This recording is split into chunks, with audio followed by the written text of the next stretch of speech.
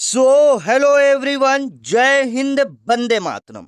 आज का आपका क्लास होने वाला है बिहार पैरा मेडिकल के लिए। मैं कहूंगा साथियों, अगर आपने अभी तक तैयारी नहीं किया है फिर भी आप बिहार पैरा मेडिकल में एक सीट पक्की करना चाहते हो, सिलेक्शन लेना चाहते हो, तो आज का यह क्लास आपके लिए सिलेक्शन वाली क्लास होगी। इस वीडियो के अंदर आपको वैसे सवाल करवाए जाएंगे जो सीधे आपके पेपर में हूबहू यही सवाल देखने को मिलेगा। तो आज का आपका पहला प्रश्न है साथियों, एक्सरे का खोज किसने किया था। यह जो सवाल है सीधे आपके पेपर में बनेगा, एक्सरे का खोज किसने किया था। एकदम सिलेक्टेड प्रश्न साथियों, आप इसको अच्छे से कवर करोगे, आपका बिल्कुल राइट आंसर हो जाएगा रोंटगन।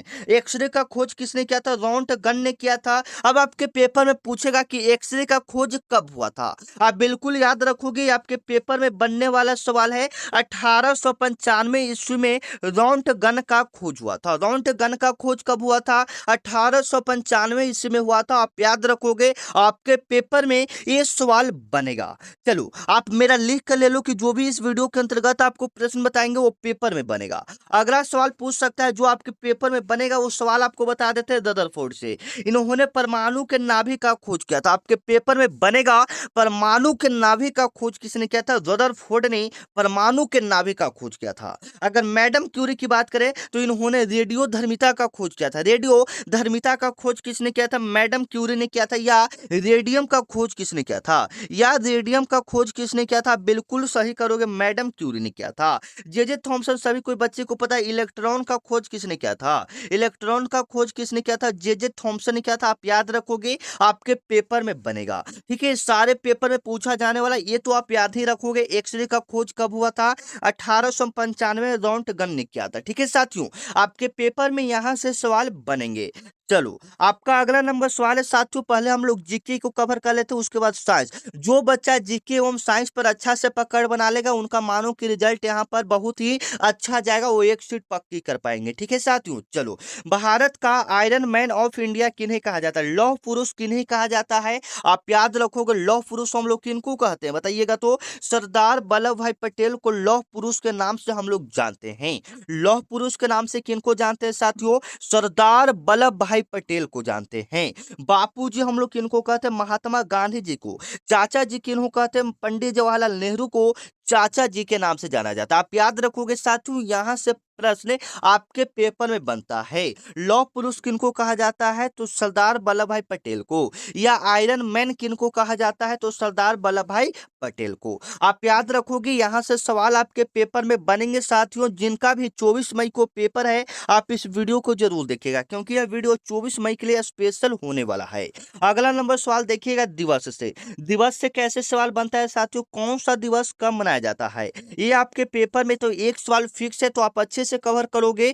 विश्व पर्यावरण दिवस कब मनाया जाता है, पहले तो आपका जवाब आना चाहिए, क्योंकि इतना इजी लेवल का सवाल है साथियों। आपका जवाब आना चाहिए कि विश्व पर्यावरण दिवस कब मनाया जाता है। आप बिल्कुल सही करोगे साथियों, 5 जून को पर्यावरण दिवस मनाया जाता है। आशा करते हैं ये ऑप्शन आपका क्या हुआ होगा, बिल्कुल राइट हुआ होगा। विश्व पर्यावरण दिवस कब मनाया जाता है, 5 जून को। अब हमने बात किया 8 मार्च को। 8 मार्च को क्या मनाया जाता है, आप बिल्कुल सही करोगे, अंतर्राष्ट्रीय महिला दिवस। अंतर्राष्ट्रीय महिला दिवस, अंतर्राष्ट्रीय महिला दिवस मनाया जाता है, आप याद रखोगे। अंतर्राष्ट्रीय महिला दिवस कब मनाया जाता है साथियों, 8 मार्च को अंतर्राष्ट्रीय महिला दिवस से मनाया जाता है। ठीक है, ये आपके पेपर में छपने वाला प्रश्न है साथियों। ठीक है ना, और भी यहाँ से कुछ कुछ इंपोर्टेंट आपको करवा देते हैं, आप उस पर अच्छा से नजर डाल लोगे। ऐसे तो मैं आपको एक दो बार बता भी चुका हूँ, फिर से सुन लीजिएगा। ठीक है ना, जैसे में यहाँ पर हम और भी बताना चाहते हैं, तो 1 मई को मजदूर दिवस मनाया जाता है। 1 मई को आपका क्या मनाया जाता है, मजदूर दिवस मनाया जाता है। 12 जनवरी को राष्ट्रीय युवा दिवस मनाया जाता है, आप याद रखोगे।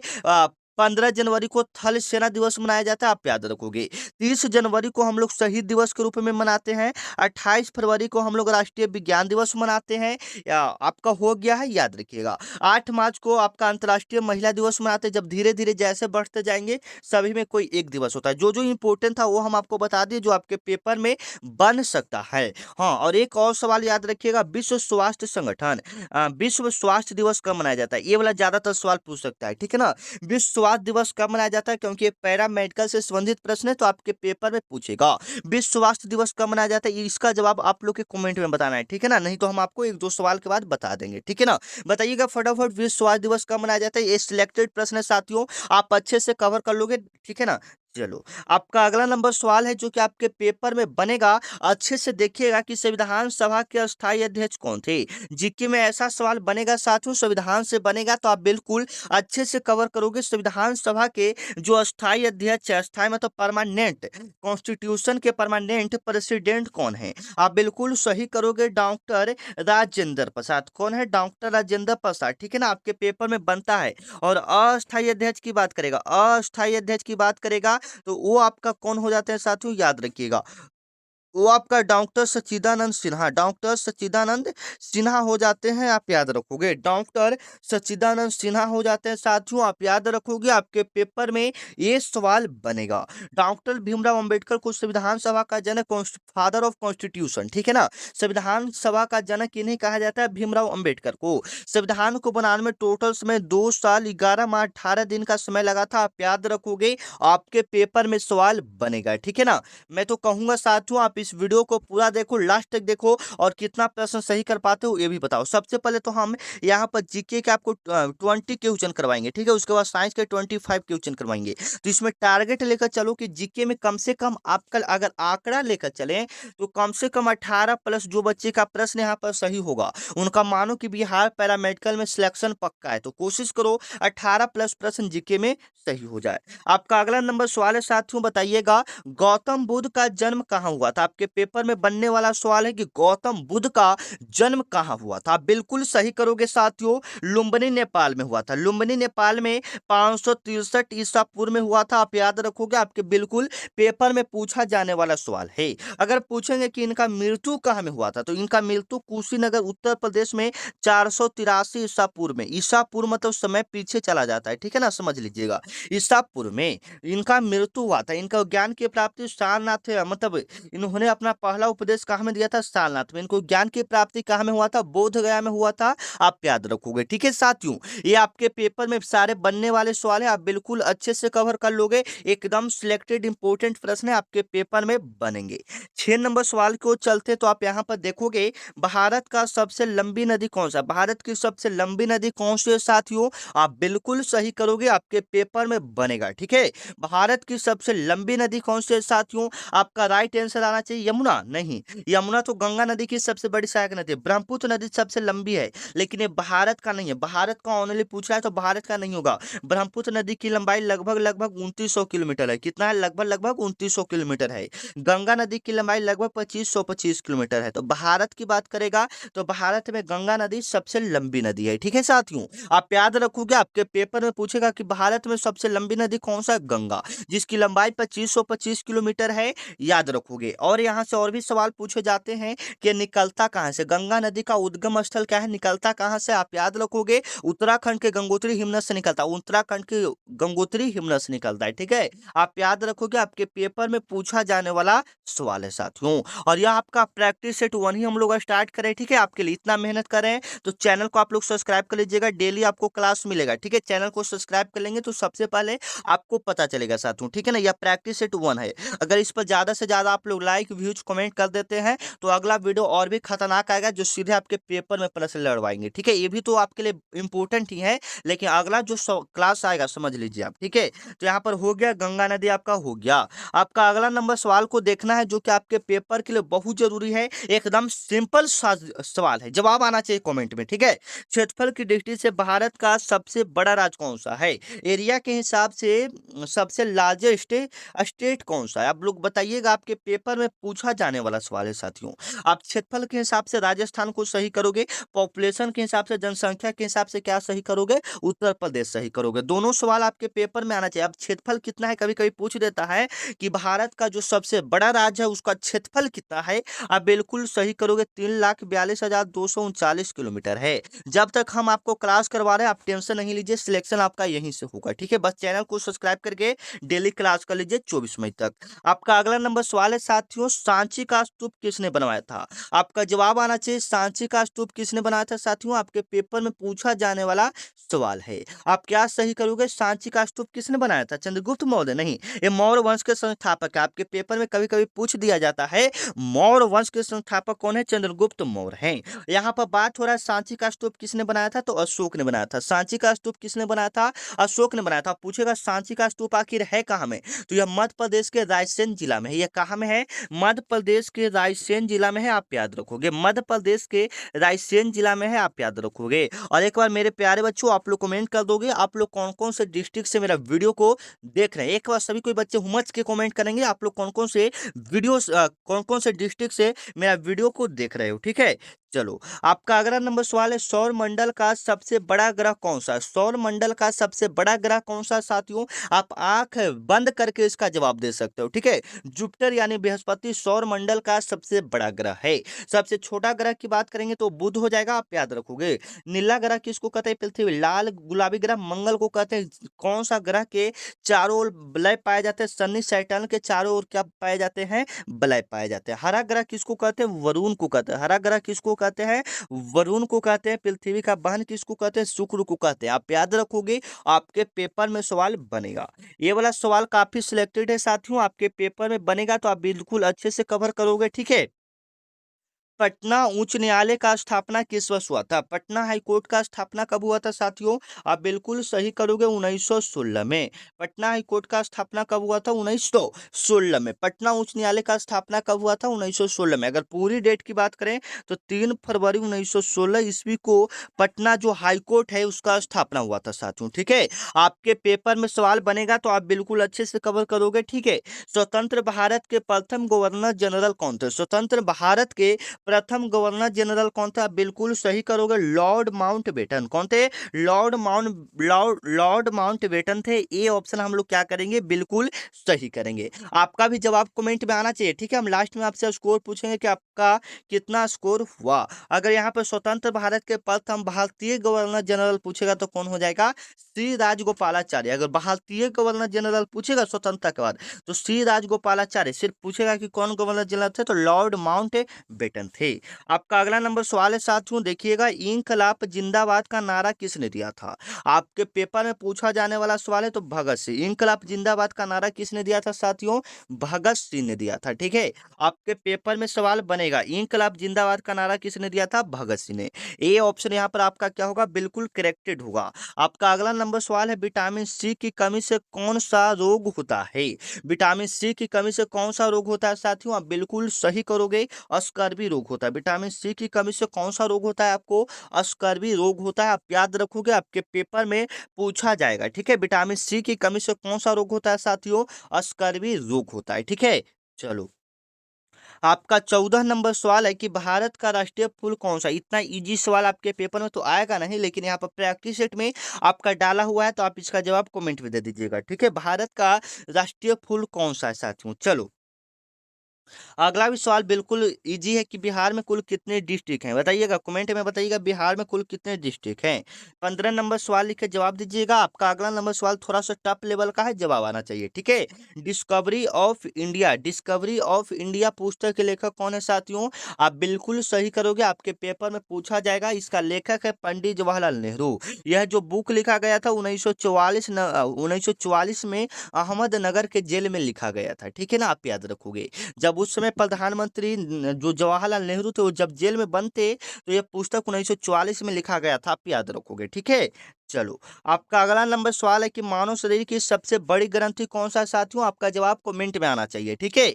मानव शरीर की सबसे बड़ी ग्रंथि कौन सा हो जाएगा, लीवर यानी यकृत। यहाँ पर बी ऑप्शन हम लोग क्या करेंगे, बिल्कुल करेक्ट करेंगे, जो सीधे आपके पेपर में बनेगा। आपका अगला नंबर सवाल को चलते हैं 18 नंबर सवाल को देखना। 18 नंबर सवाल है कि reserve bank of India RBI का मुख्यालय कहाँ स्थित है? आरबीआई का मुख्यालय आपका कहाँ स्थित है साथियों, आप बिल्कुल सही करोगे मुंबई में। आरबीआई का मुख्यालय कहाँ कहाँ स्थित है? मुंबई में। बी ऑप्शन आपका क्या होगा? बिल्कुल राइट होगा। इसका स्थापना 1935 में किया गया था। इसका स्थापना कब किया गया था? 1935 में किया गया था। आप याद रखोगे, आपके पेपर में पूछा जाने वाला सवाल है। आपका अगला नंबर सवाल है साथियों, देखिएगा। आपका अगला नंबर सवाल है कि भाषाई के आधार पर गठित होने वाला भारत का पहला राज्य कौन था? माने भाषा के आधार पर भारत का बनने वाला पहला राज्य कौन था? तो वो आपका हो जाएगा आंध्र प्रदेश। वो आपका कौन सा राज्य हो जाएगा साथियों? आंध्र प्रदेश हो जाएगा। बी ऑप्शन आपको क्या करना है? बिल्कुल सही करना है। ठीक है। यह एक अलग राज्य कब बना था? तो 1 अक्टूबर 1953 ईस्वी को भारत एक अलग राज्य बना था। आप याद रखोगे, 1 अक्टूबर 1953 ईस्वी में भारत एक क्या बना था? एक अलग राज्य बना था। ठीक है साथियों, आपके पेपर में यहाँ से सवाल बनेंगे। 20 नंबर आपका सवाल है कि भारत का राष्ट्रपति अपना इस्तीफा किसे सौंपता है? ये इंपॉर्टेंट है, आपके पेपर में बनेगा। तो जो भारत के राष्ट्रपति हैं वो अपना इस्तीफा किससे सौंपते हैं? तो वाइस प्रेसिडेंट यानी उपराष्ट्रपति को सौंपते हैं। सी ऑप्शन यहाँ पर क्या होगा? बिल्कुल राइट होगा, जो सीधे आपके पेपर में पूछा जाएगा। और किस अनुच्छेद के तहत सौंप सकता है? तो अनुच्छेद 56 के तहत। आपके पेपर में पूछेगा कि राष्ट्रपति अपना इस्तीफा उपराष्ट्रपति को किस अनुच्छेद के तहत दे सकता है? अनुच्छेद 56 के तहत दे सकता है। ठीक है, आप याद रखोगे। हमने यहाँ पर देख सकते हैं, यहाँ पर हमने जीके के 20 प्रश्न को क्लियर किया। तो अब आप लोग अपना स्कोर बताइएगा कितना आपका सही हुआ। उसके बाद साइंस में चलते हैं। साइंस में भी आपका टारगेट रहना चाहिए। ठीक है, कितना प्रश्न आपका सही होता है। तो यहाँ पर जवाब दीजिएगा सभी कोई बच्चे, आपका कितना प्रश्न यहाँ पर सही होता है। चलो, आपका अगला नंबर सवाल है, जवाब आना चाहिए। साइंस का प्रश्न है, कार्य का एसआई मात्रक क्या होता है? कार्य का एसआई मात्रक क्या होता है साथियों? आप बिल्कुल सही करोगे। बिल्कुल इजी लेवल का सवाल है। तो 21 नंबर का जवाब पहले तो साइंस में तो आपका लगता है कि ये प्रश्न सही ही हो जाएगा। चलिए, इसमें भी टारगेट लेकर चलते हैं। 25 प्रश्न इसमें हम कवर करेंगे। ठीक है ना। 25 में से जो बच्चा 20 प्लस प्रश्न सही कर देगा, मानो उनका यहाँ पर सिलेक्शन पक्का है। तो पहला प्रश्न तो लगभग सभी बच्चे का सही हो जाएगा, क्योंकि इतना इजी लेवल का सवाल है। कार्य का एसआई मात्रक क्या होता है साथियों? बिल्कुल आप सही करोगे। A option joule. बल का ऐसा मतलब क्या होता है? न्यूटन। शक्ति का ऐसा मतलब क्या होता है? वाट। डायन भी बहुत सारा का होता है, तो आप याद कर सकते हो। ठीक है, आपके पेपर में पूछा जाने वाला सवाल। दाब का ऐसा मतलब क्या होता है? पास्कल। आप याद रखोगे साथियों, ये वाला प्रश्न आपके पेपर में बनेगा। आपका अगला नंबर सवाल है, जो कि आपके पेपर में आने वाला सवाल है, प्रकाश वर्ष किसका इकाई है? प्रकाश वर्ष किसका इकाई है साथियों? आप बिल्कुल सही करोगे। आपको कई बार करवा चुके हैं दूरी का। प्रकाश वर्ष किसका इकाई है? दूरी का। अब आपके पेपर में पूछा जाता है कि एक प्रकाश वर्ष में कितना मीटर होता है? तो एक प्रकाश वर्ष में 9.6446 गुने 10 के पावर 15 मीटर होता है। ठीक है, आप याद रखोगे। एक प्रकाश वर्ष में कितना मीटर होता है? तो 9.46 गुने 10 के पावर 15 मीटर होता है। ठीक है साथियों, आप याद रखोगे। आपके पेपर में यहाँ से सवाल बनेंगे। आपका अगला नंबर सवाल है, 23 नंबर आपका सवाल है। देखिएगा, सवाल आपका क्या कर रहा है? ध्वनि तरंगों की प्रकृति कैसी होती है? आपको बताना है साथियों, ध्वनि तरंगों की प्रकृति कैसी होता है। एकदम इंपॉर्टेंट है, सिलेक्टेड प्रश्न, आपको इसको कवर अच्छे से करना है। ठीक है ना। और आपको जवाब भी देना है कि ध्वनि तरंगों की प्रकृति कैसी होती है। आप बिल्कुल सही करोगे। अनुदैर्घ्य होता है। क्या होता है? अनुदैर्घ्य होता है। बी ऑप्शन यहाँ पर क्या होगा? बिल्कुल करेक्टेड होगा। आपके पेपर में आने वाला सवाल है, ध्वनि तरंगों की प्रकृति कैसी होती है? अनुदैर्घ्य होती है। चलो, आपका अगला नंबर सवाल है, शुद्ध जल का पीएच मान कितना होता है? शुद्ध जल का पीएच मान कितना होता है साथियों? प्योर वाटर का पीएच मान जो होता है वो एकदम 7 होता है। न क्षारीय होगा न अम्लीय होगा। आप इतना याद रखो कि एक पीएच स्केल होता है, जिसका पूरा नाम पावर ऑफ हाइड्रोजन, जो आप स्केल देखे होंगे सेम उसी प्रकार के रहता है। बीच में आपका 7 रहेगा। कितना रहेगा? 7। इधर से अगर नापते हैं तो 7 से जो भी कम होगा चीज, उसको अम्लीय बोलते हैं, और 7 से इधर नापेंगे तो जो भी होगा वो क्षारीय होता है। ठीक है, आप इतना समझो। जैसे में कभी कभी खून का भी पीएच मान पूछ देता है, तो 7.4 के आसपास होता है। आप याद रखोगे, खून का पीएच मान 7.4 होता है। ठीक है साथियों, चलो, आपका जवाब आना चाहिए, जो कि आपके पेपर में बनेगा। सबसे हल्की धातु कौन सा? बताइएगा, सबसे हल्की धातु कौन सा? इतना इजी सवाल है साथियों, आपका जवाब आना चाहिए। सबसे हल्की धातु की बात करेंगे तो वो आपका लिथियम हो जाएगा। ए ऑप्शन हम लोग क्या करेंगे? बिल्कुल करेक्ट करेंगे। सबसे हल्की धातु कौन सा हो जाएगा? लिथियम। और सबसे भारी धातु कौन हो जाएगा? बताइएगा। सबसे भारी धातु ऑस्मियम। सबसे भारी धातु कौन सा हो जाएगा? ऑस्मियम। आप याद रखोगे, आपके पेपर में ये सब पूछे जाने वाले सवाल है। ऐसा ही प्रश्न आपके पेपर में बनेगा। साइंस, फिजिक्स, केमिस्ट्री, मतलब बायोलॉजी, फिजिक्स, केमिस्ट्री, ये तीनों से मिलाकर साइंस में 25 क्वेश्चन पूछे जाएंगे। ठीक है, चलो, 26 नंबर आपका सवाल है कि परमाणु के नाभिक में कौन सा कण होता है। सभी कोई बच्चे बता सकते हैं कि परमाणु के नाभिक में कौन सा कण होता है साथियों।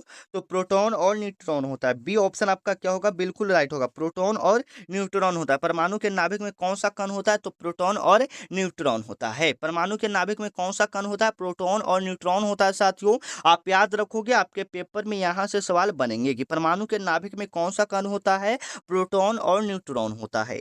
आपका अगला नंबर सवाल देख सकते हैं यहाँ पर कि मनुष्य के शरीर में कुल कितना हड्डियां होती है। बिल्कुल सिंपल सा सवाल है साथियों, आपका जवाब कमेंट में आना चाहिए। मनुष्य के शरीर में कुल कितना हड्डियां हैं, तो 206 हड्डियां। काफी सारे बच्चे का यहाँ राइट आंसर आ रहा है। ऐसे ही जवाब देते जाइए, लास्ट में हम आपसे स्कोर पूछेंगे आपने कितना प्रश्न सही किया।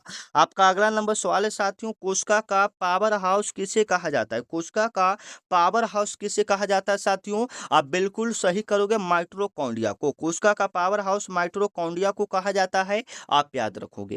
कोशिका का पावर हाउस किसको कहा जाता है, माइटोकॉन्ड्रिया को कहा जाता है। इसमें एक ऊर्जा के समय एक एटीपी टूटता है, तो एटीपी का पूरा नाम एडिनोसाइन ट्राइफॉस्फेट होता है, आप याद रखोगे, आपके पेपर में पूछा जाता है। ठीक है, चलो। आत्महत्या की थैली लाइसोसोम को कहते हैं। प्रोटीन का फैक्ट्री किसे कहा जाता है, राइबोसोम को कहा जाता है। ठीक है, चलो। आपका अगला नंबर सवाल है साथियों, इंसुलिन की कमी से कौन सा रोग होता है। आपको जवाब देना है, आपके पेपर में बनेगा। इंसुलिन की कमी से कौन सा रोग होता है, आपको कई बार बता चुके हैं, डायबिटीज यानी मधुमेह। बी ऑप्शन आपका क्या होगा, बिल्कुल राइट होगा, जो सीधे आपके पेपर में बनेगा। ये वाला मैं आपको कई बार करवा चुका हूँ साथियों, तो आप अच्छे से कवर करोगे। देखिए, जो प्रश्न रिपीट हो रहा है ना, तो समझ जाइए कि थोड़ा सा इंपॉर्टेंट है। ठीक है ना, चलो। वाहनों के पीछे दृश्य देखने के लिए, यानी वाहनों का जब भी कोई पीछे देखना है, तो हम लोग किस दर्पण का प्रयोग करते हैं, तो उसमें उत्तल दर्पण का प्रयोग करते हैं। कौन सा दर्पण, माने गाड़ी का जो शीशा रहता है उसमें कौन सा दर्पण का प्रयोग करते हैं, उत्तल दर्पण का। और जो लाइट रहता है गाड़ी का, उसमें अवतल दर्पण का प्रयोग करते हैं, आप याद रखोगे। आपका अगला नंबर सवाल है, शुष्क बर्फ क्या है। बताना है कि शुष्क बर्फ आपका क्या है साथियों। तो यह एक प्रकार का ठोस कार्बन डाइऑक्साइड है। ठोस कार्बन डाइऑक्साइड है शुष्क बर्फ, आप याद रखोगे। ठीक है, चलो। आपका अगला नंबर सवाल है कि लॉफिंग लॉफिंग गैस का रासायनिक नाम क्या है। बताइएगा, लॉफिंग गैस का रासायनिक नाम क्या है साथियों। आप लोग बिल्कुल सही करोगे, नाइट्रस ऑक्साइड। लॉफिंग गैस का रासायनिक नाम क्या है, नाइट्रस ऑक्साइड, आप याद रखोगे। जिसको हम लोग शॉर्ट में N2O भी बोलेंगे। क्या बोलेंगे, N2O बोलेंगे, नाइट्रस ऑक्साइड, हंसने वाला गैस, आप याद रखोगे। सूत्र पूछेगा तो N2O, नाइट्रस ऑक्साइड। आपका अगला नंबर सवाल है कि पेनिसिलिन का खोज किसने किया था। पेनिसिलिन का खोज किसने किया था साथियों, आप याद रखोगे, अलेक्जेंडर फ्लेमिंग ने किया था। अलेक्जेंडर फ्लेमिंग ने किया था। बी ऑप्शन आपका क्या होगा, बिल्कुल राइट होगा, जो कि सीधे आपके पेपर में बनेगा। अलेक्जेंडर फ्लेमिंग ने पेनिसिलिन का खोज किया था। कब किया था, 1928 ईस्वी में किया था, आप याद रखोगे। ठीक है, चलो। आपका 34 नंबर आपका सवाल है साथियों, यहाँ पर देख सकते हैं, रक्त का थक्का जमने में कौन सा विटामिन सहायक होता है। बताइएगा, रक्त का थक्का जमने में कौन सा विटामिन सहायक होता है, तो विटामिन के सहायक होता है। डी ऑप्शन आपका क्या होगा, बिल्कुल राइट होगा, जो सीधे आपके पेपर में बनेगा। पौधों में जल का परिवहन किसके द्वारा होता है साथियों, आप बिल्कुल सही करोगे, जाइलम के द्वारा। किसके द्वारा होता है, जल का वहन जाइलम के द्वारा। और भोजन जो पेड़ पौधा में जाता है, वह किसके द्वारा, फ्लोएम के द्वारा। आप याद रखोगे, आपके पेपर में पूछा जाने वाला सवाल है। आपका अगला नंबर सवाल है, गुरुत्वाकर्षण का सिद्धांत किसने दिया था। गुरुत्वाकर्षण का सिद्धांत किसने दिया था साथियों, आप बिल्कुल सही करोगे, सर आइजैक न्यूटन ने दिया था। किसने दिया था, सर आइजैक न्यूटन ने दिया था। बी ऑप्शन आपका क्या होगा, बिल्कुल राइट होगा, सर आइजैक न्यूटन ने गुरुत्वाकर्षण का सिद्धांत दिया था, आप याद रखोगे। आपके पेपर में यहाँ से सवाल बनेंगे। ठीक है, चलो। आपका अगला नंबर सवाल है कि सीएनजी का मुख्य घटक क्या है। सीएनजी का आपका मुख्य घटक क्या है साथियों, आप बिल्कुल सही करोगे। सीएनजी का मुख्य घटक क्या है, तो मीथेन है। क्या है, मीथेन है। सीएनजी का मुख्य घटक क्या है, मीथेन। सीएनजी का पूरा नाम होता है कंप्रेस्ड नेचुरल गैस होता है, जिसमें मीथेन लगभग लगभग 90% के आसपास होता है, तो आप याद रखोगे। ठीक है, चलो। आपका 38 नंबर सवाल है, देखिएगा अच्छे से, काफी इंपॉर्टेंट है। पित्तल किन धातुओं का मिश्रण है, आपको कई बार बता चुके हैं। ठीक है, यह तांबा और जास्ता का मिश्रण है, आप याद रखोगे। चलो। आपका अगला नंबर सवाल है कि चेचक के टीके का आविष्कार किसने किया था? चेचक के टीके का आविष्कार किसने किया था साथियों? एडवर्ड जेनर ने किया था। ए ऑप्शन आपका क्या होगा? बिल्कुल राइट होगा। किसने किया था? एडवर्ड जेनर ने किया था। 40 नंबर सवाल है कि गुरुत्वीय त्वरण जी का मान कितना होता है? बताइएगा। गुरुत्वीय त्वरण जी का मान कितना होता है साथियों? 9.8 मीटर प्रति सेकंड होता है। 9.8 मीटर प्रति सेकंड स्क्वायर होता है। ए ऑप्शन आपका क्या होगा? बिल्कुल राइट होगा, जो सीधे आपके पेपर में बनेगा। जंग लगने पर लोहे के भार में क्या होता है? परिवर्तन होता है। लोहे पर जंग लगने पर लोहे के भार में क्या होता है? परिवर्तन, मतलब क्या होता है? बढ़ जाता है। क्या होता है? बढ़ जाता है। कभी कभी ये भी पूछा जाता है कि लोहा पर जंग लगना किस प्रकार का परिवर्तन है? रासायनिक परिवर्तन है। ठीक है, चलो। घेंघा रोग किसकी कमी के कारण होता है साथियों? आप बिल्कुल सही करोगे, आयोडीन की कमी से। सी ऑप्शन यहाँ पर बिल्कुल करेक्ट होगा। आपका अगला नंबर सवाल है साथियों, देखिएगा। मानव त्वचा को रंग देने वाला वर्ण कौन है? मतलब कोई व्यक्ति गोरा या काला होता है, वह किसके कारण होता है? तो मेलेनिन के कारण। अगर आपके शरीर में मेलेनिन की मात्रा ज्यादा है, क्या है? ज्यादा है, तो आप ज्यादा काला होंगे। ठीक है, जितना कम रहेगा मेलेनिन की मात्रा, आप उतना गोर रहेंगे। ठीक है, आप याद रखोगे। चलो, 44 नंबर आपका सवाल है कि निकट दृष्टि दोष को दूर करने के लिए किस लेंस का प्रयोग करते हैं? सभी बच्चे को पता है, अवतल लेंस का प्रयोग करते हैं। किस लेंस का प्रयोग करते हैं? अवतल लेंस का। आज का आपका आखिरी सवाल है साथियों, अच्छे से कवर करोगे। ठीक है, अच्छा, 40 नंबर यही सवाल था। निकट दृष्टि दोष को दूर करने के लिए अवतल लेंस का प्रयोग करते हैं। निकट दृष्टि दोष को दूर करने के लिए किस लेंस का प्रयोग करते हैं? अवतल लेंस का। ठीक है, तो यहाँ पर हमने साइंस के भी 25 क्वेश्चन को कवर किया। तो अपना स्कोर बताइए, कितना प्रश्न आपने सही किया है। ठीक है, बाकी आप चैनल को सब्सक्राइब कर लीजिए। मिलते हैं नेक्स्ट वीडियो में, तब तक के लिए जय हिंद, वंदे मातरम।